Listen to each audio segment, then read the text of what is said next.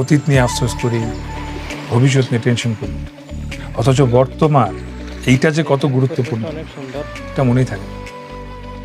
অথচ কালকে বাঁচবো কিনা এটার কোনো গ্যারান্টি। বর্তমানে বাঁচতে শিখি না, এই ফিউচার নিয়ে এত টেনশন করি, বর্তমানে অনেক সুন্দর সুন্দর মুহূর্তগুলো আমরা মিস করে ফেলি।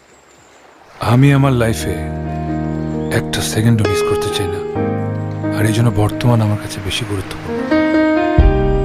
জীবনে হেরে যাওয়া বলে কিছু নাই, হয় যে তারা আনন্দ পাবে, নাহলে নতুন কিছু শিখবে। এত ভাবারও কিছু নাই, 2 মিনিট চোখটা বন্ধ করো, প্রকৃতির ডাক শোনো, বাতাসের ঘ্রাণ, পাখির কিচিরমিচির।